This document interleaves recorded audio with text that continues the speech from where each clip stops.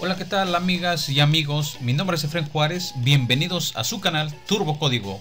¡Comenzamos! En videos anteriores estuvimos platicando sobre los arreglos en Java, ya sean de una o dos dimensiones. Bueno, cuando creamos un arreglo de una dimensión, simplemente debemos indicar un par de corchetes aquí, un par de corchetes acá. Aquí ponemos el tamaño, por ejemplo, 2 elementos. Y sabemos que se crea una referencia y luego se crea la instancia o el objeto ahí enfrente que tiene dos espacios. Para referirnos a uno de estos elementos, en este caso que tenemos dos, nosotros indicamos un índice, es decir, como en este caso A en la posición 1, que sería esta posición, comienzan en 0, es igual a 31. Luego tenemos arreglos de dos dimensiones en donde indicamos dos pares de corchetes. ¿Sale? El primero decíamos que eran las filas y el otro las columnas, pero realmente es el tamaño de la primera y de la segunda dimensión. Sabemos que lo que se crea es una referencia y si en la primera dimensión indicamos 2, pues se crea un arreglo de dos elementos. Pero cada uno de estos elementos es una referencia hacia otro arreglo, por eso indicamos aquí las flechas, ¿no? Y aquí el segundo valor es el tamaño de los arreglos en la segunda dimensión, es decir, cada uno de estos dos elementos tendrá a su vez un arreglo de 4 elementos. Por eso indicamos aquí una flecha que tiene hacia acá 4 elementos y por acá 4 elementos. Para acceder a los elementos indicamos dos índices. El primero indica la posición del primer arreglo. Por ejemplo, 1 sería este elemento. Y luego de los elementos que tenemos acá, queremos el elemento 2, que es este elemento que está en la posición 2, y ahí lo que estamos haciendo aquí es poner 31. Bueno, siguiendo esta lógica podemos tener arreglos de 3 dimensiones, arreglos de 4 dimensiones, de 5, de 6, y realmente lo único que va aumentando es un par de corchetes aquí y acá, cuando hablamos de la declaración del arreglo. Entonces, como en este caso, mi referencia es igual a... hay un primer arreglo de dos elementos que es este, y cada uno de estos dos elementos tiene a su vez un arreglo de 4 elementos, que es la segunda dimensión. Aquí vemos, aquí está uno y aquí está el otro.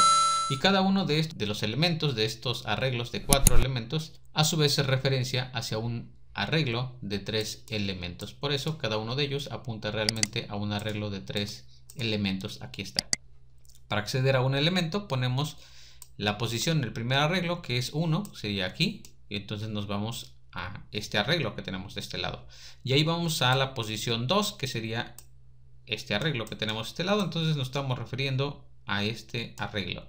Y aquí en la posición 0, que sería aquí en esta posición, estamos colocando el valor de 31. Así podemos hablar de arreglos de 1, de 2, de 3 y de n.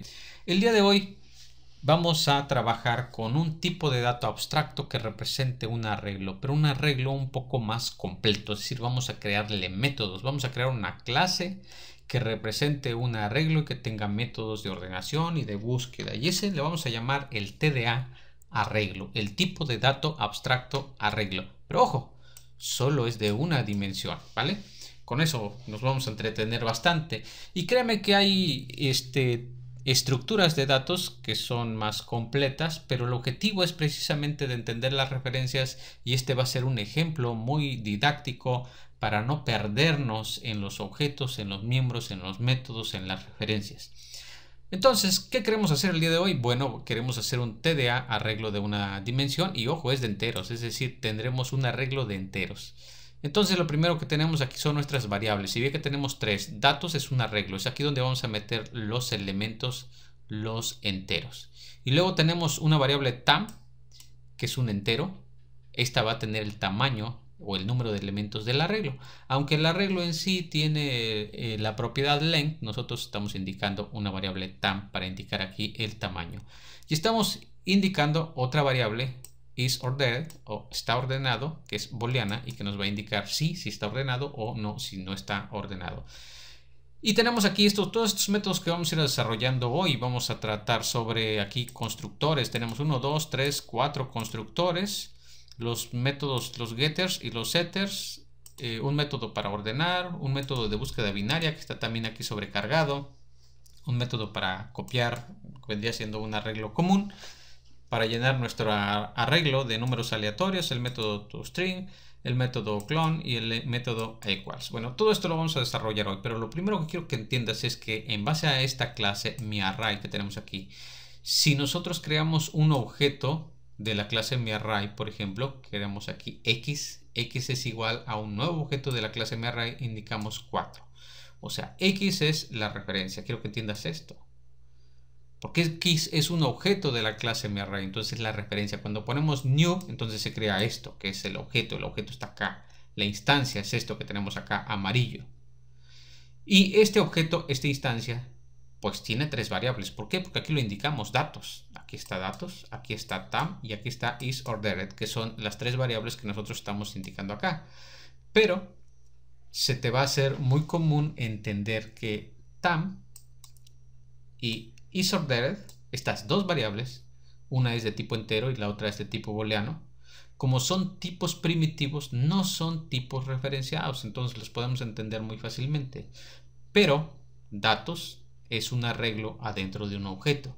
Entonces datos sí es un tipo referenciado, porque ya hemos hablado que los arreglos son tipos referenciados. Entonces tenemos la referencia a datos y aquí enfrente tenemos el arreglo, que en este caso es de 4 elementos. Pero vamos a poder redimensionarlo. Los arreglos no crecen ni se hacen más pequeños, pero sí va a ser el objetivo de esta clase, aprender cómo simular esto en esta clase. Entonces aquí tenemos nuestra clase MyArray. Aquí está. Tenemos nuestras 3 variables, datos, tamaño y isOrdered. Nuestras variables son privadas porque queremos que esta clase sea una clase encapsulada. Bueno, la forma más fácil de empezar a crear aquí nuestros métodos es apoyarnos. ¿Cómo? Bueno, con la generación de código. Podemos aquí darle botón derecho, insertar código.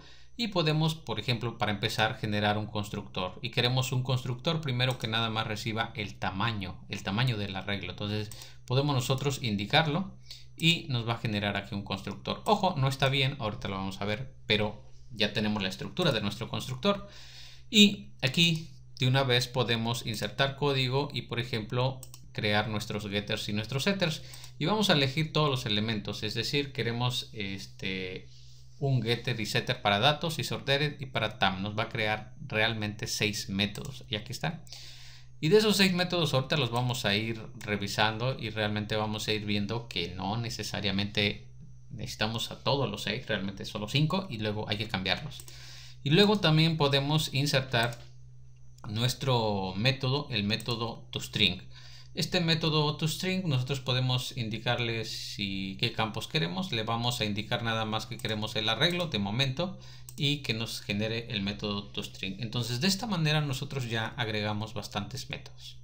Pero vamos a partir por el primero de ellos, que es nuestro constructor. Nosotros queremos recibir el tamaño del arreglo y en base al tamaño del arreglo nosotros vamos a crear un arreglo.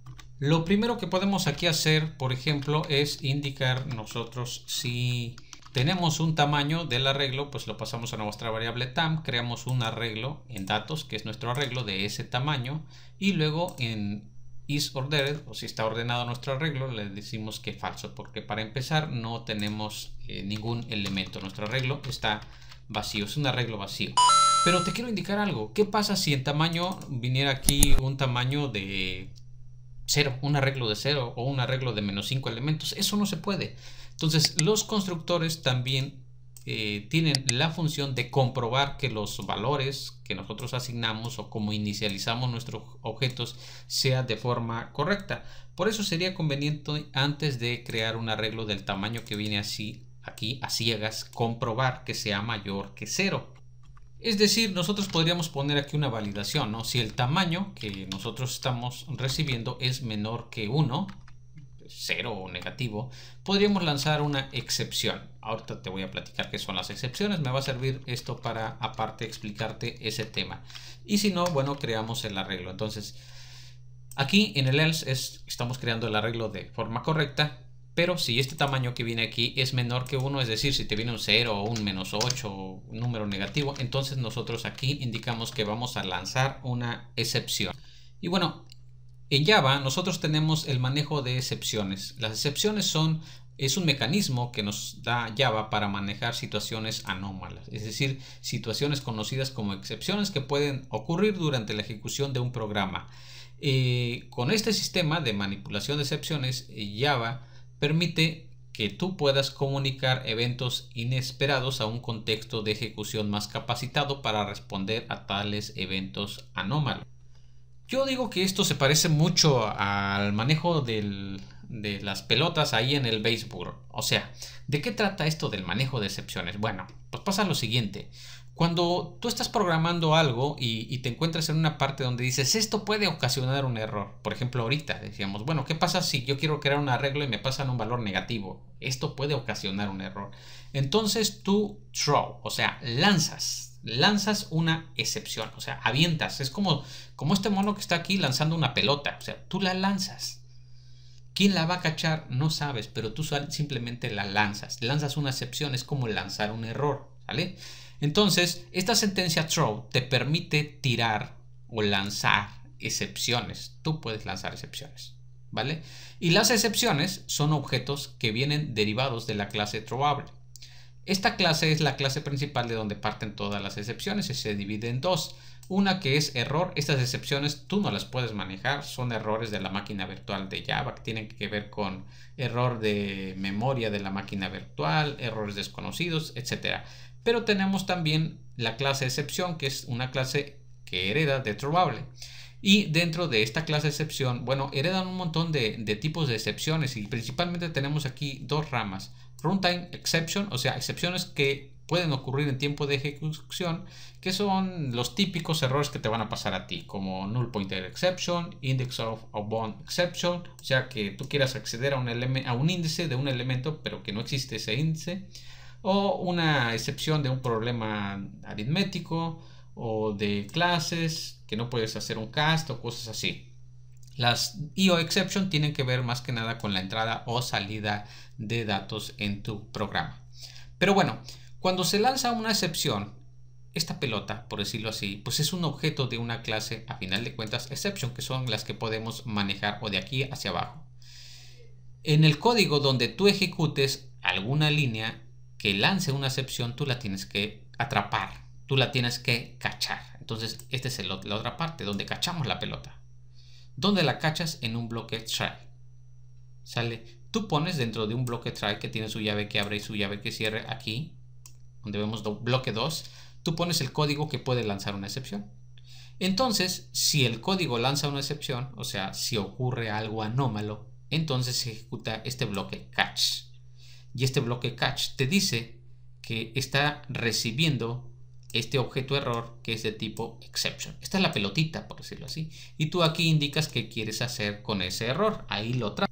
¿Cómo se tratan las excepciones? Bueno, se utilizan bloques try and catch. Cuando se produce la excepción, la ejecución del bloque try termina. Y la cláusula catch recibe como argumento un objeto throwable. ¿Qué está pasando realmente aquí? Tenemos aquí bloque 1, 2, 3 y 4. ¿Qué pasa si tú tienes código en el bloque 1? O sea, antes del bloque try. Bueno, lo que esté antes siempre se va a ejecutar. Luego tenemos el bloque try, que tenemos aquí como bloque 2, las sentencias que tengas aquí. El bloque 3, las sentencias que pongas acá. Y el bloque 4, lo que está después. Bueno, si tú ejecutas un programa que tiene esto y no ocurre ninguna excepción, bueno, se ejecuta el bloque 1, o sea, lo que está antes. El bloque 2, todo completito. El bloque 3 no se ejecuta. El bloque 3, el catch, solo se ejecuta cuando hay un error, una situación anómala. Y pasaría al bloque 4. Entonces 1, 2 y 4. 1, 2 y 4. Se brinca el 3. Ahora, ¿qué pasa si ocurre una excepción en el bloque 2? Es decir, estamos corriendo este programa y aquí en el bloque 2 ocurre una excepción. Bueno, el bloque 1 se ejecuta bien. El bloque 2 se ejecuta a medias, o sea, se ejecuta hasta donde ocurrió el error. En ese momento donde ocurrió el error se interrumpe y pasa al bloque 3. Aquí en el bloque 3, aquí es donde tú deberías de tratar la excepción. Tú decides qué hacer aquí. Y luego continúa con el bloque 4. Ahora, ¿qué pasa si ocurre una excepción en el bloque 1? Como no hay tratamiento, el bloque 1 está acá, no está dentro de una cláusula try. Si ocurre un error en el bloque 1, o en un lugar que no esté dentro de un bloque try, entonces tu programa va a terminar. Ahí sí, no continúa para nada.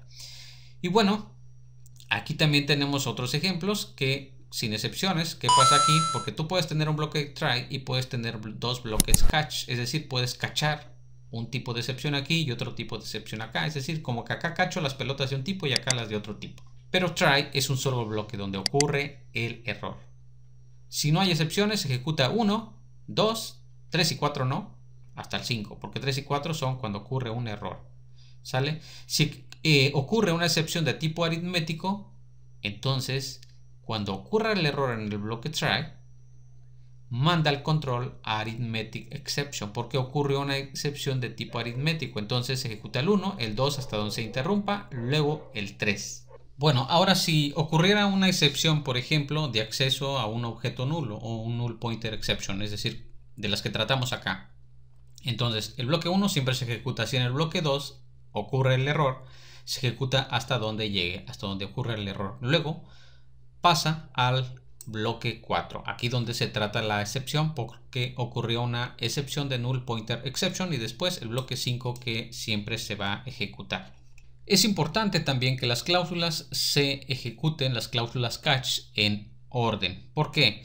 Como en este ejemplo tenemos dos cláusulas catch, solo que una captura objetos de la clase exception y otras de arithmetic exception. Entonces primero debe estar la clase menos general. Exception es madre de todas las excepciones, entonces cacha las de ella y las de todas. Por tanto va a cachar también las excepciones de arithmetic exception. Por tanto, en este caso lo correcto sería que primero fuera el bloque arithmetic exception, que solo cache las excepciones de este tipo, y después exception. Si es al revés, nunca se ejecutaría este bloque. Lo que quiero decir aquí es lo siguiente. Recuerda, objetos de la clase error no cachamos. Throwable es la base. Entonces todo lo que controlamos o que podemos manejar, más bien dicho, está de este lado. Todas las clases que derivan de exception. Pero si nosotros ponemos primero un bloque que cacha objetos de la clase exception, cachará objetos de la clase exception y de clases derivadas de ella. ¿Y cuáles son? Todas derivan de ella. Entonces lo correcto es que no pongamos primero un bloque exception. Si queremos capturar, por ejemplo, una excepción de tipo null pointer exception que está por acá abajo, primero hay que poner esa null pointer exception. Si queremos después poner exception, ok, esta cachará todas las que se generen. Por eso decíamos que en este ejemplo el bloque 4 nunca se va a ejecutar. ¿Por qué? Porque jamás va a entrar aquí en arithmetic exception. Si ocurre una excepción de tipo arithmetic exception, la va a cachar antes este bloque 3, que captura excepciones de tipo exception y derivadas de ella. También tenemos el bloque finally. El bloque finally se agrega aquí al final. Este bloque es únicamente para que tú puedas incluir algo que quieres que siempre se ejecute, ocurra o no una excepción. Es decir, en ocasiones pues nos interesa ejecutar un fragmento de código independientemente de si se produce o no la excepción. Como cerrar un archivo que estábamos utilizando, por ejemplo. Entonces esa parte de código la ponemos siempre en un bloque finally. Entonces, si ocurre una excepción, como en este caso, de tipo aritmético, pues ocurrirá el error, irá al bloque 3 en donde se da tratamiento a esa excepción, luego el bloque finally, que es el 4, y luego 5, lo que viene después. Ahora, cuando hablamos de la sentencia throw, esa es la otra parte. O sea, el catch es cuando cachamos la pelota, el throw es cuando la tiramos. Cuando nosotros queremos indicar que ocurrió un error, nosotros podemos lanzar una excepción. Entonces creamos un nuevo objeto de la clase exception o de la clase que nosotros queramos, le podemos poner aquí un mensaje y lo que pasa es que se lanza un objeto, y donde se ejecute esa parte de ese código, ahí se tiene que tratar. Y eso es lo que nosotros estamos haciendo, lanzando una excepción.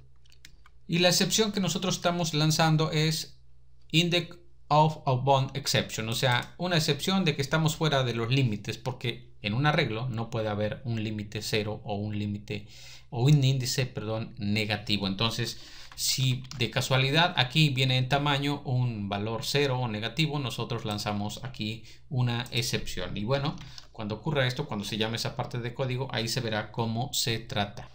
Y ahora que tenemos ya nuestro primer constructor, vamos a crearle un método más. Un método que nos permita llenar nuestro arreglo de números aleatorios. Este método fillRandom, nosotros vamos a crear un nuevo objeto de la clase random, ya lo hemos visto. Y con este for recorremos todos los elementos de nuestro arreglo datos.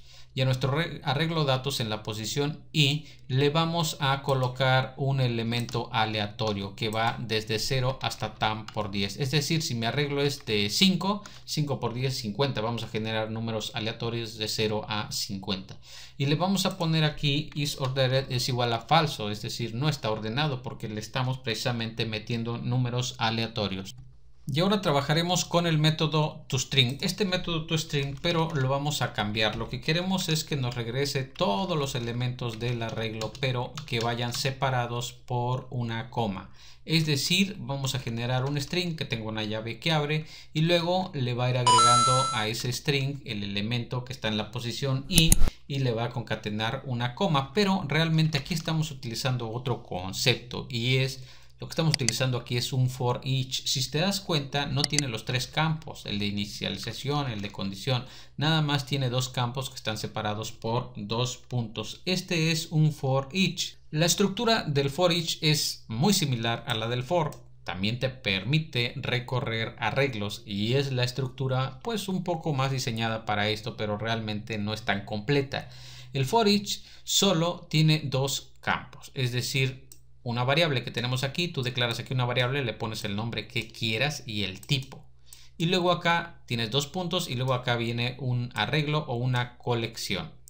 Entonces, ¿qué va a pasar? Esta variable va a dar tantas vueltas a este ciclo como elementos tenga el arreglo. Si el arreglo tiene 3 elementos, va a dar 1, 2, 3. La primera vez va a tomar la posición del primer elemento, la segunda del segundo, la tercera del tercero. Así es como funciona este for each. Es un ciclo como el for, while y el do while. Y ahorita lo estamos implementando en el método toString. ¿Por qué? ¿Qué hacemos? Ponemos de este lado datos, que es mi arreglo. Eso me parece que queda bastante claro. Y aquí declaramos una variable i, pero no se refiere al índice. Le puse i, pero no tiene nada que ver con índice o con posición. Va a tomar el valor, no la posición, el valor del elemento que está la primera vez en la posición 0, vuelve a regresar en la posición 1, posición 2 y así sucesivamente. ¿Qué estamos haciendo? Entonces, a este string que declaramos por acá y le pusimos una llave que abre, le estamos concatenando el valor de i. Es el elemento que viene en el arreglo. Y luego le ponemos una coma para separar con el siguiente. Este es un for each. Pero sí es importante comentarte que el ciclo for each tiene ciertas limitaciones. Por ejemplo, no es apropiado cuando quieres modificar el arreglo. No podrías modificar los elementos del arreglo porque no tienes un índice. No lo podrías usar. ¿Sale? Otra cuestión es de que tú no tienes un seguimiento del índice. Es decir, si tú necesitas ir siguiendo no el valor, sino el índice, la posición de los elementos, eso no lo puedes hacer con un ciclo for each. Por eso te digo, es muy limitado. Tercera limitación es que tú solo puedes ir hacia adelante. En un ciclo for tú puedes ir hacia adelante, hacia atrás, más 2, más 1, en pasos de 1, de 2, de 3, del tamaño que quieras. En un for each no puedes hacer eso. En un for each solo puedes ir adelante, más 1, más 1, más 1. No puedes ir ni hacia atrás, ni dar un más 2 o algo por el estilo. Y otra cosa es que tú no podrías procesar, por ejemplo, dos arreglos y ir llevando las posiciones de los elementos de los arreglos porque simple y sencillamente no tienes posiciones. Y bueno, una vez que explicamos esto, estamos utilizando aquí el for each en el método toString, pero únicamente con fines didácticos. No te lo recomiendo. Y tenemos entonces el método fillRandom y el constructor que recibe el tamaño. Entonces nosotros podríamos crear un objeto de la clase arreglo, indicarle, decir, por ejemplo, yo quiero crear un arreglo, en este caso de 9 elementos.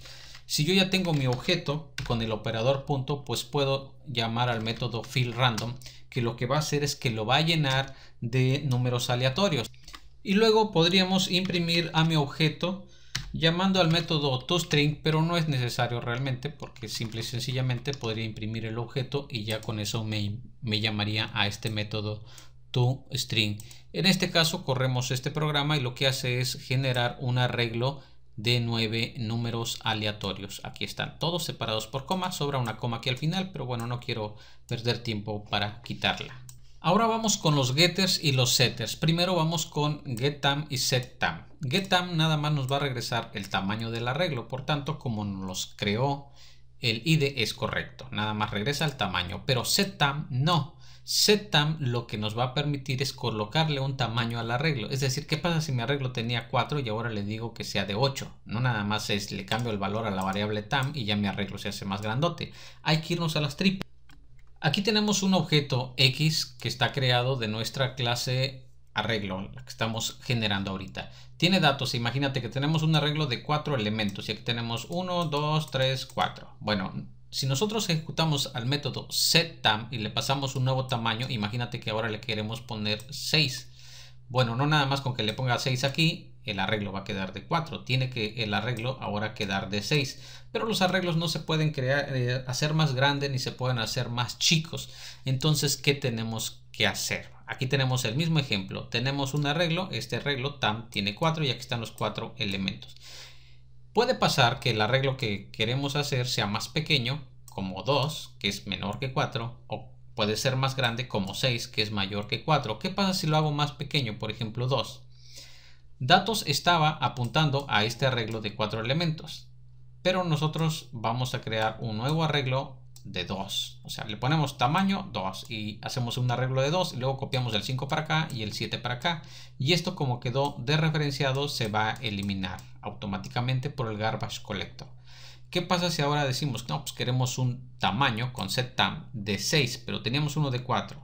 Recuerda, ese de 4 se va a eliminar automáticamente cuando nosotros creamos este nuevo arreglo de tamaño 6. Ahí está, y copiamos el 5, el 7, el 2 y el 9 para que tenga los mismos elementos, y entonces esto va a quedar desreferenciado y el garbage collector lo va a eliminar. Por esa razón, entonces primero preguntamos si el tamaño es diferente del nuevo tamaño que queremos asignar, porque si son iguales no movemos nada. Entonces creamos aquí un nuevo arreglo del nuevo tamaño y luego tomamos el valor menor. Puede ser menor el tamaño que teníamos o el nuevo tamaño. Pero con este for copiamos los elementos de datos uno a uno hacia este nuevo arreglo que hemos creado. Los vamos copiando por este for uno a uno. Cambiamos el tamaño, ese arreglo lo asignamos a datos, por eso tenemos el nuevo arreglo, e indicamos que ordenado es igual a falso. Y por eso entonces cambiamos este método setTam. Ahí está nuestro nuevo método setTam. Ahora tenemos estos dos métodos, getDatos y setDatos. getDatos nos va a regresar el arreglo, es decir, nuestro arreglo datos que está aquí, pero no lo podemos regresar directamente. Los métodos getters and setters no nada más se trata de un return o un mi variable es igual a value, no, para nada. No podemos en este caso, por ejemplo, poner nada más return datos. ¿Qué pasa si hacemos esto? ¿Qué estamos regresando? Un arreglo. Y un arreglo es un objeto o referenciado, una referencia. Entonces, si nosotros regresamos realmente y lo recibimos desde afuera en una variable, por ejemplo R, lo que tendríamos es un enlace o un vínculo directamente hacia nuestra variable datos, que se supone que es una variable privada para que no se pueda modificar desde el exterior. Si hacemos esto, cuando nosotros recibimos esto en una variable R o como se llame, si se llama R, por ejemplo, nosotros podríamos decir R en la posición 0 va a ser igual a 31. Y entonces aquí en vez de 5 se le quita el 5 y se le pone 31. ¿Y qué estamos haciendo? Modificando esta variable datos que se supone que es privada desde el exterior si no tenemos cuidado con las referencias. Por tanto, esto no lo debemos hacer. No podemos hacer esto directamente. ¿Qué hay que hacer? Hay que hacer una copia del arreglo. Lo que queremos regresar sí es datos, es esta variable datos que tiene este arreglo de 4 elementos y que tiene 5, 7, 2, 9. Pues hacemos otro arreglo. Y ese arreglo es el que regresamos. Entonces, ¿qué vamos a hacer aquí? Pues simple y sencillamente, primero checamos que el tamaño sea mayor que 0. Si no, regresamos nulo porque no hay arreglo, no hay tamaño. Pero si hay arreglo, creamos nosotros aquí un nuevo arreglo. ¿Cómo? Mediante este método copyArray. Le pasamos datos y nos va a dar una copia. Este copy array lo tenemos aquí abajo, lo he sacado aquí en un método porque lo vamos a utilizar en más ocasiones. Recibe un arreglo y simple y sencillamente crea otro arreglo del tamaño del arreglo que recibe aquí, y con este ciclo for va copiando al nuevo arreglo, que es destino, elemento por elemento, y al final lo regresa. Entonces regresamos esta variable de destino, que es un nuevo arreglo que tiene todos los elementos. Yo lo estoy haciendo aquí con este ciclo for. Ahorita se podría utilizar clone, pero te recomiendo, para que aprendamos a ir haciendo las cosas parte por parte, que todo lo vayamos programando. Recuerda, esto es para que puedas aprender las referencias. Entonces esta sí es una forma correcta en que podemos nosotros regresar un objeto referenciado. Hay que hacer una copia y asegurarnos que sea correcta. Y por eso entonces este método getDatos lo vamos a sustituir por estos dos métodos, que es este método getDatos, que llama a este otro método copyArray, que hace una copia de nuestro arreglo datos, y eso es lo que va en este caso a regresar. Ahora vamos con setDatos, es decir, nosotros recibimos un arreglo y ese arreglo se lo queremos poner a nuestro objeto. Entonces una forma muy simple es sencillamente este arreglo que viene, datos aquí, se lo ponemos a mi objeto. Bueno, ¿qué va a pasar? Que mi objeto aquí en su variable datos va a apuntar hacia un arreglo que puede estar afuera, ojo, y esto da un problema de referencias, puede haber una violación, puede no estar encapsulado nuestro objeto. Y bueno, ya nada más aquí le cambiamos el tamaño, es decir, aquí tenía 4 y le ponemos 3. ¿Por qué? Porque este nuevo arreglo es de 3 elementos. Pero si hacemos esto, caemos en el mismo problema. Este arreglo que viene de fuera puede estar referenciado por una variable de afuera, y desde afuera se podría estar modificando alguno de los elementos de nuestro arreglo, por ejemplo, poniéndole un 8 aquí. ¿Sale? Y eso es lo que no queremos. Por eso datos es privado. Entonces esta opción no te la recomiendo, porque no garantiza la encapsulación de los objetos. ¿Qué tendríamos que hacer? Tenemos nuevamente que hacer una copia. Primero sacamos el tamaño, ¿no? El tamaño de este arreglo, que nos viene acá, que en este caso es 3, lo pasamos a tam. Luego llamamos a la misma función copyArray, que vamos a copiar este arreglo datos. ¿Hacia dónde? Hacia this.datos. ¿Y qué va a hacer eso? Va a ir copiando, va a crear un arreglo nuevo aquí, del mismo tamaño, 3 elementos. Va a copiar el 7 para acá, el 31 para acá y el 8 para acá. Y de esa manera entonces se hizo una copia del arreglo, no es una referencia al mismo. Y le indicamos ordenado es igual a falso en este caso. Entonces modificamos este método setDatos, lo vamos a cambiar por este nuevo método setDatos, que lo que hace, ya sabemos, es copiar todos los elementos. Por último, en cuanto a métodos getters and setters, nos faltan estos dos, getIsOrdered y setIsOrdered. Pero ordenar es una acción, no es tan solo una propiedad. O sea, getIsOrdered, aquí nosotros sí podemos regresar el estado. Es decir, si nos preguntan, nosotros podemos decir está ordenado o no está ordenado. Simple y sencillamente regresamos la variable isOrdered, que me va a tener verdadero si está ordenado y falso si no está ordenado. Pero si desde fuera yo le quiero poner, por ejemplo, isOrdered es igual a verdadero, ¿con eso ya se va a ordenar? No, creo que no. O si le quiero poner falso, ¿con eso se va a desordenar? Tampoco. Entonces desde afuera esto no se debe poder modificar, es decir, no debemos tener un setIsOrdered.